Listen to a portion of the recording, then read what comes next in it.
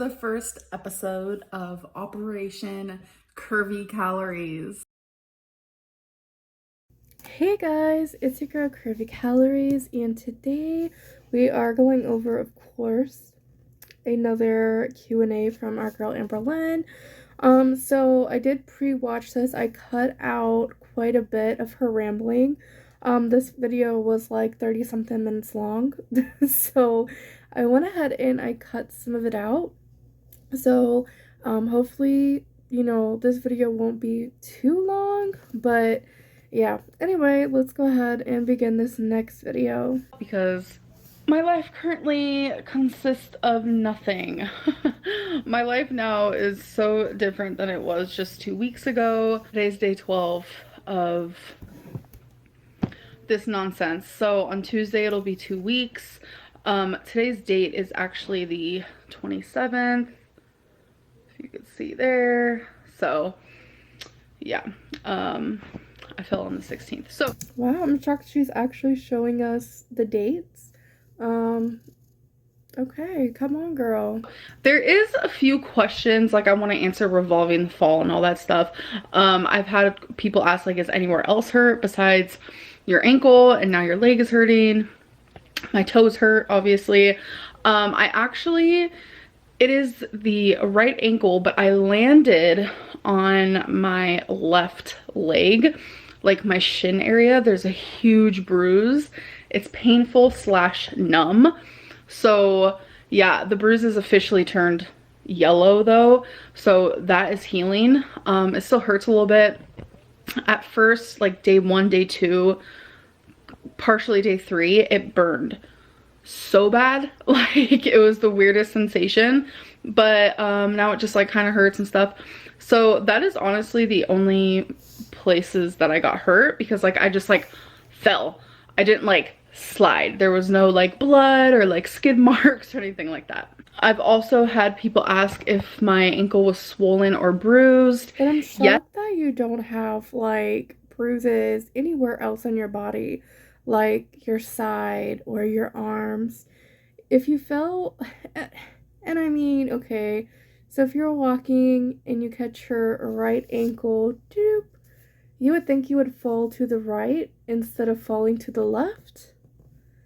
That's the way that I'm understanding her as she's telling the story.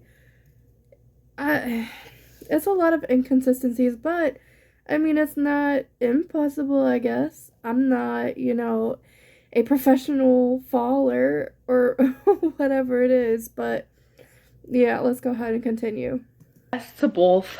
It was more so swollen than it was bruised, but it was bruised. It was weird though. It actually wasn't bruised until about day 2 or day 3. So that was really weird. So is it because people were asking why it wasn't bruised? Yeah. So a lot of people are confused about how I got up myself.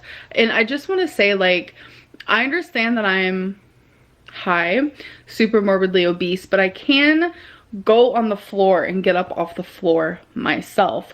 While in pain like that though, I honestly think it was just adrenaline. And yes, it did hurt when I first fell, obviously, but it did not like hurt until the next day. Like I was able to limp on it to the best of my ability to get home. Like the minute I fell and I heard the noise that my ankle made, and I saw how my foot just did not want to cooperate fully, I immediately texted my girlfriend. I might have been a little dramatic, but I was like, oh my god, I think I broke my ankle. I hate my life. Like, I was super scared. And she was like, where are you, And then immediately after she said, where are you, I actually FaceTimed her. It was a 9-second thing, and I told her where I was. I didn't make it that far from my apartment, so I was like still super close to my apartment. And I just immediately told her where I was, and I said, I'm... So let me get this right. You fell at 10:40.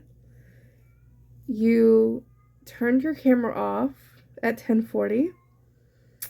You then looked at your ankle, saw it was whatever you said it was, flopping over, whatever. 10:40, you texted your girlfriend. She texts you back at 10:40. You text her 3 more times at 10:40. And then you called her at 10:40 for 9 seconds. That's a very long minute. That is a very long minute. I mean, I would have thought it would at least change time. That's why if you know, you know. If you know, you know. About to stand up. And she was like, no, wait till I get there. But I'm just like, no. So I ended up hanging up. Like, the call was like not even 10 seconds. I ended up hanging up and I just got up myself. And I also want to show you guys a photo of where I fell, because I think the way I described it was kind of weird. So when we were actually coming back from the hospital, I showed my girlfriend like exactly where I fell, because she didn't know like to the T exactly where it was. So we drove past it and I showed her. So I actually had her take a picture the other day of exactly where it was, so you guys can understand a little bit more, because I feel like I explained it kind of weird. I think a lot of people thought that I was stepping off of a curb, Because that's what you which said. I wasn't. You said I was, first you said I was stepping down off of a curb. Then it was I was stepping up onto a curb. I think I explained it weird. I don't know why I did that. I consider like a sidewalk to be a curb in a way. I don't know. I just explained it weird. But I was walking on the sidewalk, obviously, and I was vlogging. You guys saw in the clip, and you'll see in this photo that there's like this grass right next to the sidewalk. My foot landed half on the sidewalk and the other half of my foot landed like in between the concrete of the sidewalk and the grass, and like a little divot hole situation. Okay, come on, Miss 3.9 GPA. Please come through. If you look at the right, top right, that's an actual curb. She just stepped off the side of the sidewalk, but made it so dramatic as if she tumbled down off of this curb. And I'm not laughing because her falling is funny. I'm not laughing like that. I'm just laughing at how dramatic the whole situation was made out to be. Like,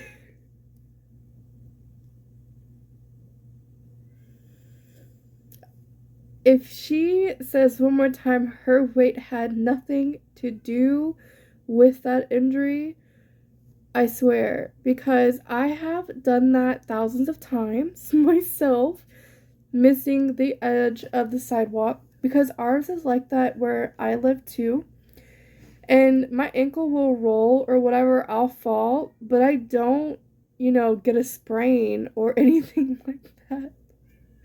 So I do 100% believe her weight does have a lot to do with this injury, especially now seeing where she injured herself. Her weight does have a lot to do with it. That's how I fell. And I think what made it super easy for me to get up as well is because on the grass, you can't really tell in the photo, but it is like a little incline. It is like a tiny little hill. So my legs were more so towards the bottom of the hill, so it just made it a little bit easier for me to stand up. But my actual left shin landed on the concrete while I did like this weird little like roll situation type deal, and I ended up on the actual grass. It's not that I stepped off a curb. It was just the fact that I wasn't paying attention and my foot, did this little half and half thing. I was actually wearing tennis shoes, and my tennis shoes make me, I want to say about an inch and a half taller than I am, because it's like a memory foam. And I'm personally not used to wearing tennis shoes. You guys know that. I'm a flats type. But look at the picture, you guys. She does not tie her shoes. Maybe that could have been a huge reason for the fall too, is the fact that you're not even tying your shoes. And, as a lot of you know, if you don't tie your shoes, they're gonna be kind of loose. Duh. A gal. And I was wearing tennis shoes because, hi, wear tennis shoes if you're exercising. So I think the mixture of that and like the shoes are about like a half size too big for me, because as I've lost weight, my feet have shrunk. I don't know if you guys know that, but your feet like literally shrink, which is so crazy to me, like when you lose weight. So my shoes, I feel like played a big role in. Yeah, but it also helps if you tie your shoes. Then they wouldn't be so loose on you. I mean, that's just pure logic. Yes, your feet does shrink because, as you know, you lose weight, you're losing water retention as well. So just because you're seeing the pounds come off the scale, it doesn't always mean it's actual fat. A lot of it is water weight. The severity, because it was such like an easy roll of the ankle. But yeah, anyways, I feel like I've rambled way too much about this. So let's get into the community posts, like actual questions. I just know that those were like hot topics when I was doing like Instagram. Yes, you definitely have rambled a little too much. I mean, the story that you keep saying is always changing. It doesn't make sense. Now, this is probably like the 5th or 6th time that her story has completely changed. I mean, I'm waiting for there to be another video where the story changes once again, because the very first story she ever told never mentioned the girlfriend, except the girlfriend walked the other way. Never mentioned talking to them, whatever. And you know, you guys, you can actually fake logs, which I didn't know that, and I found that out today. Not saying that she is, but I just found it really interesting that you can actually change like the date and time in your phone, and it'll change your call logs. Don't ask how I know that. I watch a lot of crime TV. Q&As, which I'm not doing anymore. So someone asked, I'm interested in your lymphedema story. When were you first told you had it? How bad was it by the time you realized you had it? And did you have lipedema? I don't know how to pronounce that. That developed into lymphedema. Okay, so when I first realized that I had lymphedema, it was after like a whole era of me just being in my bed. It was in like 2019, I'm pretty sure. I first noticed it in my stomach, which I thought was lymphedema, but it wasn't. I noticed that after my hysterectomy, the spot that I thought was lymphedema like is no longer there anymore. So I have no idea if that like correlated with my uterine cancer. I have no idea, but I just know since the hysterectomy that has been gone. On my leg though, on my calf, I noticed it a little around the same time. I obviously know what lymphedema is. I've always been aware that it's something I need to look out for. I always lied to myself and said it's never gonna happen. I'm not that person, but it happened. I have never been to a lymphedema doctor, but obviously I have been to doctors who have told me, yes, that's lymphedema. Even just in the ER visit when I was looking at my x-rays online, they mentioned that, you know, I had severe lymphedema and stuff like that. Like they said that on their own, like doctors, medical doctors. So it's not something that I just like diagnosed myself with, even though it's pretty obvious. I don't think I've ever had lipedema, whatever that's called. I don't know if that's... I don't know if doctors can truly see lymphedema on an actual x-ray. I've never heard of that before because an x-ray is like for your bones. But I know that an MRI, CT scan, CAT scans, things like that, I know they can be seen there, but not just like a regular x-ray. And I mean, that's just like when she was saying that she had an x-ray and it showed the torn ligaments in her ankle or leg. But I don't think x-rays can actually show that. I think she probably is meaning like an MRI scan or something, or maybe like an ultrasound. I don't know, but I don't believe an x-ray could really show you that kind of stuff. But I mean, again, I'm not a doctor, so I don't know. So yeah. That's what I had before and it just developed. I have no idea. I don't really have anything thrilling for you. It's just like, it's over time, it's slowly gotten bigger, it's gotten worse, and I think now finally I should stop being ashamed, and I think I have stopped being ashamed. I might still think it's But you gross. don't ever go to the doctor. And I'm trying to figure out that you're saying now you had plenty of doctors that told you just by looking at it, yeah, you got lymphedema, whatever it is. But you said before in a previous video that there's doctors that know the name but doesn't know anything else about it. So how can a doctor really diagnose you with something that they don't know? I mean, going back to what I said about, the dentist diagnosing somebody with kidney disease or something, like it's not possible. I don't think a actual doctor would sit there and be like, yeah, you got lymphedema. I heard about it, but I don't really know anything about it, but that's what we're going to diagnose you with without running any kind of test. I it's just truly hard to believe that that would happen. It's just truly hard. I'm sorry, but that's just my opinion. Why aren't I driving yet? If you can fit in a car with a seatbelt, then realistically, what excuse do you have? Oh, me not driving has nothing to do with my weight. I just, for one, have massive anxiety about driving. I have an irrational fear about it. I'm scared to drive. Maybe I don't trust myself on the road. I don't know why, because I feel like realistically, if I did drive, I would be a good driver. I'm gonna post a picture over here where she was driving with Crystal.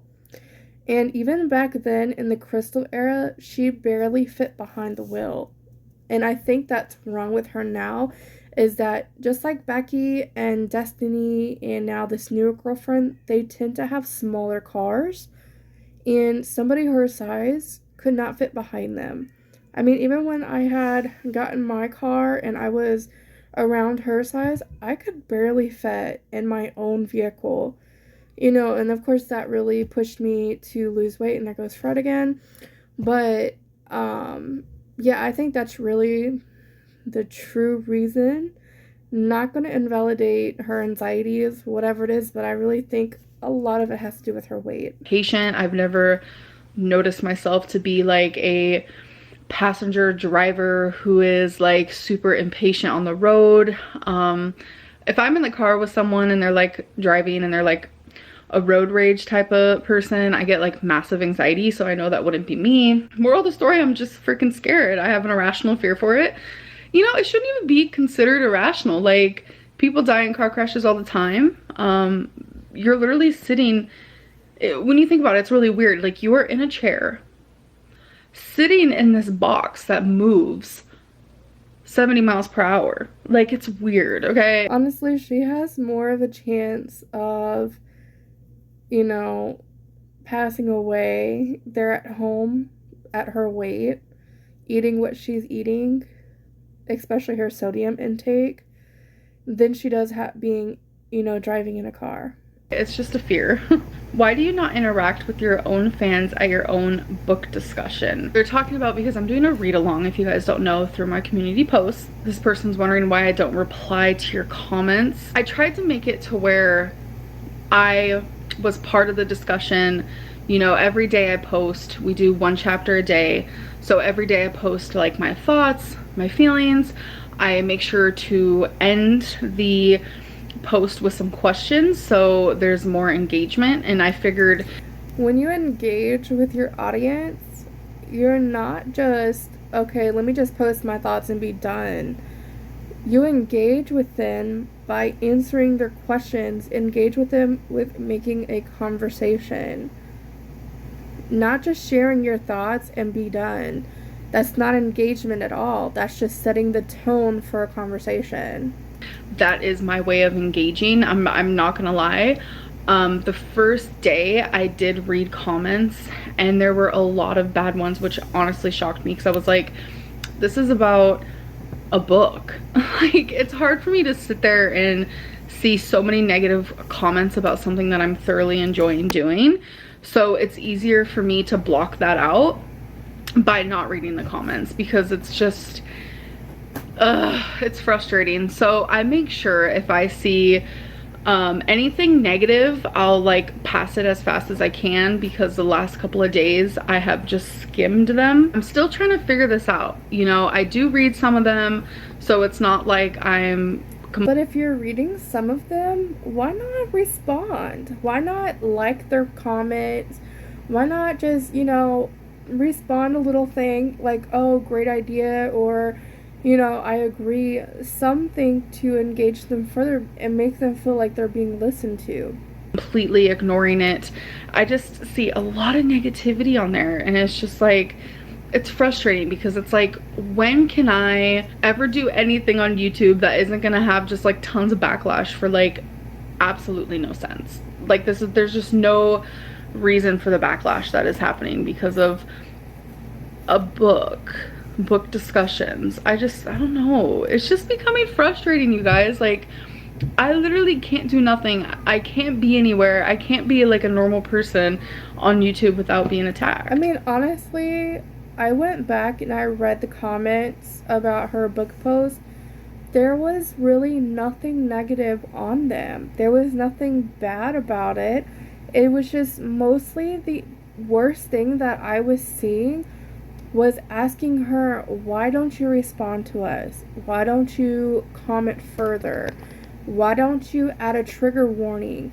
Then she started adding a trigger warning but not telling anybody what the trigger was. People made a comment, hey, if you're gonna put a trigger warning, put what the trigger is for so people are aware. Didn't say nothing.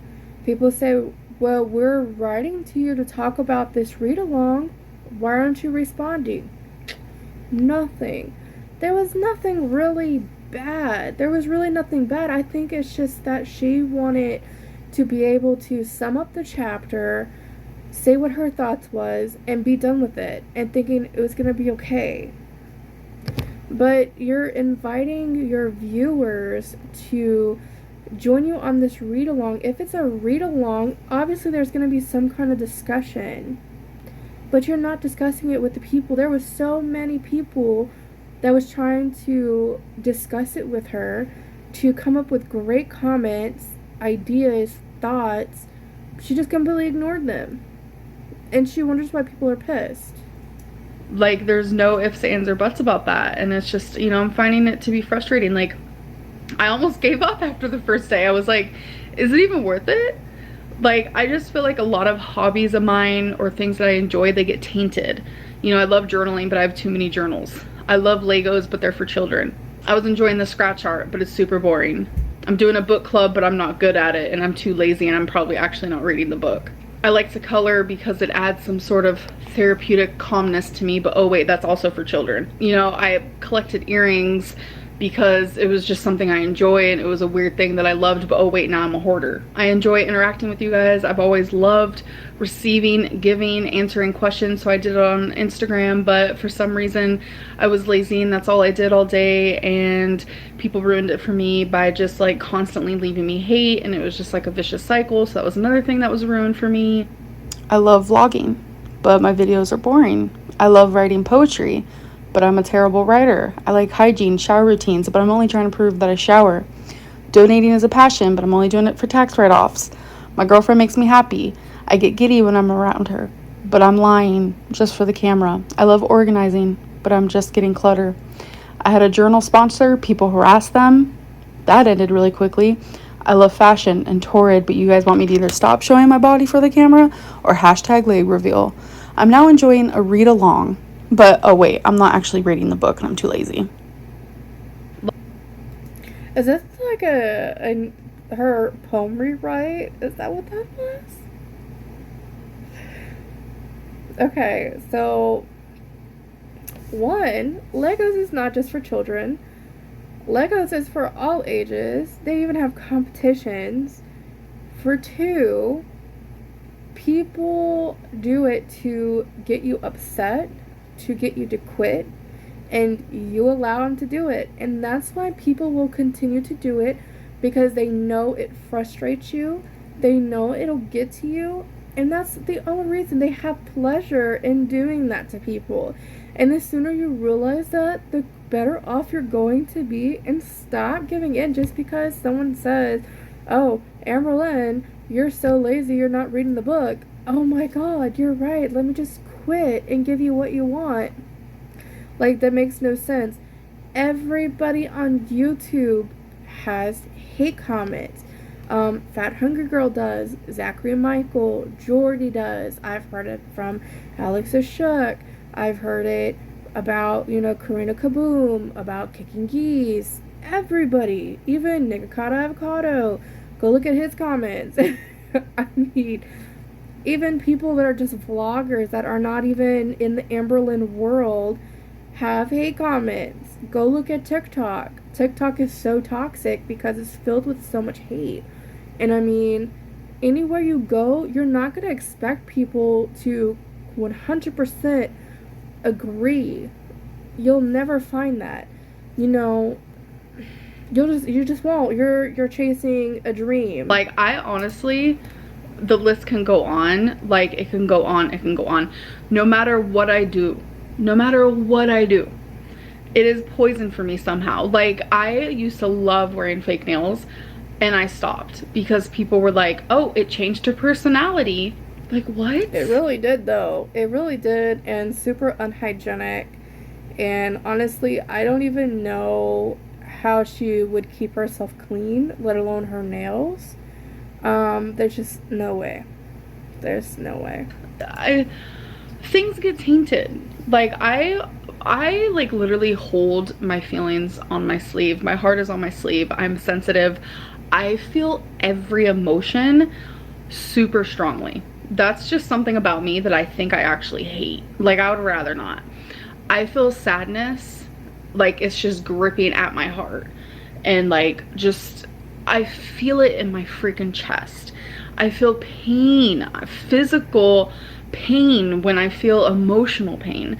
When I'm happy, I'm through the roof. I seem manic. Like, I feel every emotion strongly, whether it's good emotions or bad emotions. And when I'm just like beat up by hundreds, thousands of people about every single thing I share, it becomes very tainted for me. And it's just like, I don't know. I'm finding it hard to keep up with being myself and having the freedom of being myself on my channel, because it just feels like... But you choose that. You choose that. You choose not being yourself. You choose to be what haters expect you to be. And I don't even think that half of the time it's the haters. It's just that people are calling you out for what it really is. I mean, here you have this sprain and you're bedbound. How does your weight not, affect that? There are many people that have this sprain, yes, but they're not bedbound. There's even, when I was going to school, kids breaking their legs. They're still going to school. They're still getting around. I mean, there's people that are a lot worse off than you, and they're still getting around. So, I mean, life doesn't stop. But you always... Not that it's milked, but it's more of you want the sympathy card. I followed you long enough to not give you that. If your girlfriend was so supportive, why did she let you take Advil for a month instead of taking you to a dentist? I took the medicine for a month after I got my tooth removed, which means I did go to the dentist. And I am the one who makes my appointments. Not only that, but my girlfriend repeatedly said, baby, you need to go to the dentist. Let's go to the dentist. And I'm not gonna lie, at one point she was like, I'm gonna call for you. And I said, baby, no, I got it. So she was very supportive. But it's my choice when I go to an appointment, obviously. And then someone else was like, well, so maybe I just have a very high pain tolerance. But when I went to go and get my tooth pulled, I took pain medication for like the first 2 days, and that was it. And I mean, it's still healing. I still have a hole back there, but it doesn't hurt. I can eat normally, everything. You know, I make sure I clean it every day. Um, but I didn't take pain medication for a whole month after having a tooth pulled.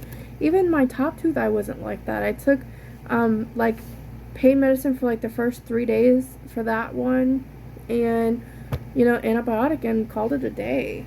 But for a whole month, okay. Why did she let a nearly 500-pound person walk in the dark? I normally 9 times out of 10 am walking in the dark when I do my exercising, because it's just more calming. You know, it's not as popping out there because I do live somewhere where there's like a lot of people, and I kind of... That's because she doesn't want people taking pictures of her. She doesn't want people looking at her. She doesn't want people to make fun of her, which I get. I get. I mean, when I walk outside, I'm going in the dark my own self because it's too hot. I live right across the street from the beach, and it is too hot out here. It's literally like, I don't even have the thermostat up on my computer today, but I think it was like 100 Fahrenheit at my place. That's why my air conditioner is on, because it's so hot.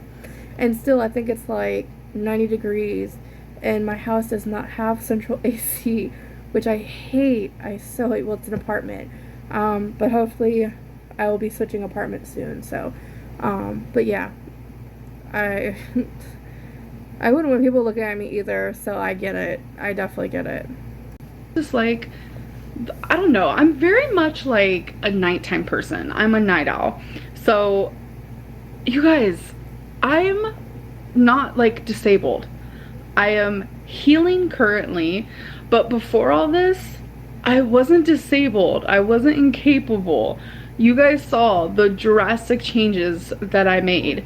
I just feel like this whole ligament situation has like warped your guys' brains of like, so many of you think I'm just not able. Like the fact that you think that I can't walk in the dark just goes to show that like, I don't know if they truly mean the way that you're coming off as.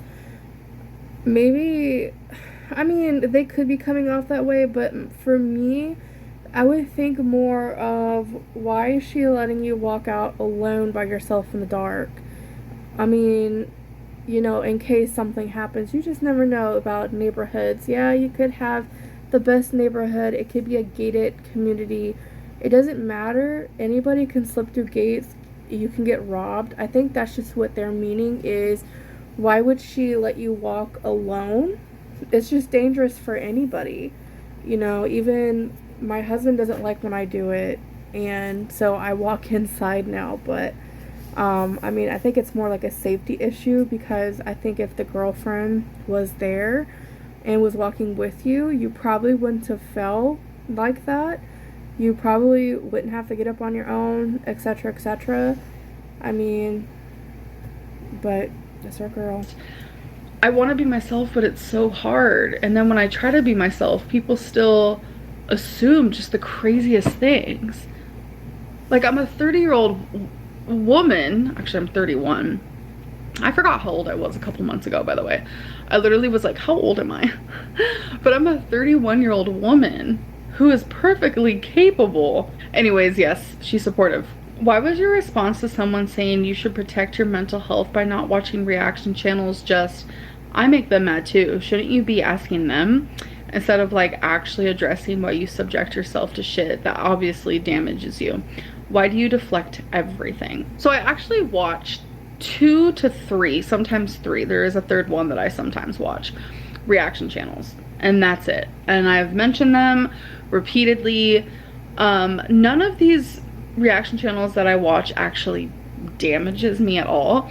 I just think it's funny to watch. And that's the thing, you guys. If you go back and watch my videos as well, nobody's making up rumors. Nobody is lying on her. Everyone is literally reacting to what she said, which is the point of a reaction channel.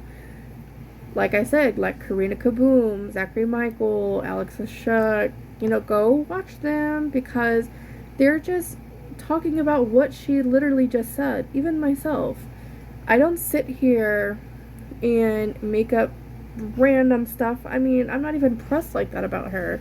I mean, no one's sitting here and she's saying, yeah, I got lymphedema, and everyone's saying, oh my god, she's got leg cancer, she's gonna have her leg cut off, etc., etc. Nobody's doing that. We're literally just talking about what you just said and what you keep lying about, and that's the thing, is that I think she tries to get her viewers to kind of like turn on reaction channels and go show hate over there, so maybe like the hate would stop on her side. I don't know, but I've never known a reaction channel to make up anything about her. I just know them, even myself included, just to react about what she's saying.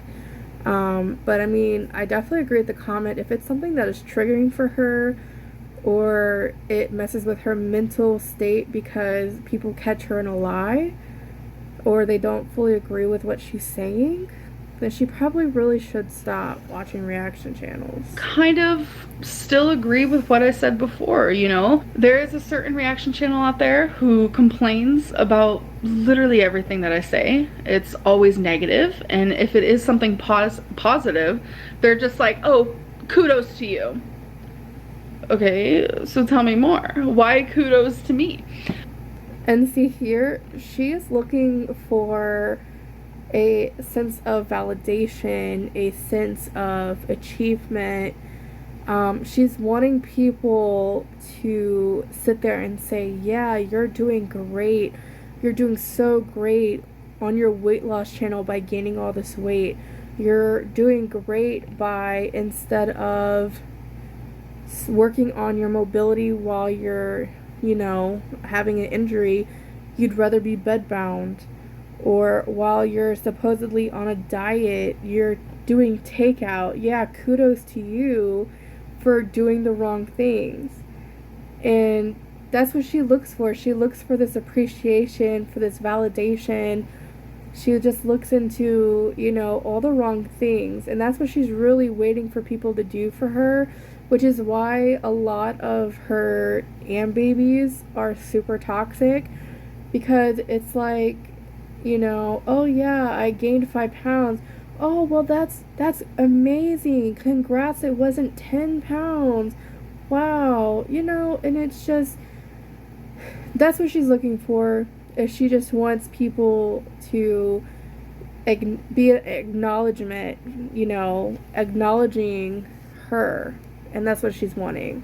But it's just always something negative and assumption based, and I get called boring by them, and like, what's the point of this video? Like, just so many different things. So it's like, obviously I'm making them feel a unhealthy, damaging way as well, because clearly they're not happy watching my content. So not really, they're just giving you an opinion. I mean, it doesn't mean, I can guarantee you every single reaction channel, like myself and the others, I can guarantee you it is not destroying our mental state. It is not, having us not sleep well at night because you're angry, or you don't agree with us, or we don't agree with you. Like, I'm pretty sure we could care less. I'm pretty sure I could speak on behalf of all reaction channels that we just don't really care. Because I definitely don't. I don't care if people want to leave hate comments and crap like that. I mean, it really doesn't mean anything to me, because at the end of the day, there are just people on the computer spending time out of their day to leave me a hate comment. And I mean, honestly, if you don't have hate comments, then you're not doing something right. So I still stand by that. Someone said, do you prefer shopping for journals or shopping for doctors? I will forever. Who wrote this comment? Who wrote this comment? Because I think this was the best comment out of the entire thing. I gotta find out which person did this. I'm never gonna feel bad because something was wrong with me and I was right. I had cancer. So if you want to make funny jokes like that, people are saying priceless, savage, I love it. Find humor in my cancer story. I don't give a fuck. but I am very grateful that I was an advocate and I kept trying to fight. But it's like, eventually I gave up. No, you didn't. No, you did not. You said in a video, and I wish I could find the video. I know it's on Reddit. Somewhere somebody has it. Where you told Becky. Becky said, let's get you to a gynecologist. You refused to go. You admitted you refused to go. Then you Googled your symptoms. You showed your friend. And even your friend told you, oh yeah, let's not worry about it. It's just probably like a heavy cycle, whatever it is. And you decided not to go. You never once like advocated for yourself. You never went there and told them to test you further. You know you can go and request cancer screenings. You never once got a pap smear. You never got an ultrasound. So evidently you're going to the ER for something other than this bleeding. There's just no other way. There's no other way. It's just very hard to imagine that you keep going to a hospital and doctors are telling you it's a UTI when it doesn't even make any sense to be a UTI. You know, even as you're explaining everything about that whole story, it literally made no sense, that I'm trying to figure out how a doctor believed that made sense. I'm not gonna lie. You guys saw it. I gave up. I was like, you guys were there. So many of you were like, oh, why didn't you see a doctor? But in the same breath saying that I doctor shop. So which is it? Make it make sense. Because you were at one time. You were doctor shopping at one time. And that's what they were talking about, doctor shopping. It wasn't the fact that you were going to get checked out for this bleeding. It was more the fact that you kept switching your doctors when it came to psychologist, whatever, a therapist. You kept switching your primary doctor because they said something that you didn't have this medical issue, but you know you do. Make it make sense. Like you just said, make it make sense. But you guys were there. I would see different doctors. I didn't always tell you why, because I was embarrassed. Why am I gonna sit there and tell YouTube, hi, I can't stop bleeding? Cool. No. Okay, so you can sit up here and tell YouTube about, you know, when you go to the bathroom and how many times you go to the bathroom. You can tell YouTube about how many times that you have an O, how many times that you have, you know, marital issue. You know what I'm saying? Not marital issues, but the S word. I don't know another word for it. I mean, you can tell YouTube about every little thing. About your belly button was infected and bleeding, probably due to chafing and not taking a shower. You could tell YouTube you didn't take a shower for an entire year. You can tell, you know, YouTube many different things, but you couldn't say, hey, yeah, you know, this is kind of what's going on. That doesn't make sense. You know, I don't know, maybe I'm missing something. I don't know. I mean, you even told YouTube about when you would have your periods. So why was this any different? You even put on Snapchat the day that you had a DNC. You put all of those pictures on Snapchat. So I never told you guys because I was embarrassed. I was ashamed. So I kept seeing doctors. I saw a handful. I'm not gonna lie. I even went to the ER a couple times. I was right though. Something was wrong with me. I was dying. I had cancer eating me up. So I don't feel bad. I don't feel guilty. And I will tell anybody, if you feel like something's wrong with you and your doctor is just misdiagnosing you, or you feel like it, you feel in your heart, you feel in your gut, you feel in your soul, you know who you are as a person, see another doctor. See 3 more doctors. You're not gonna make me feel bad for this one.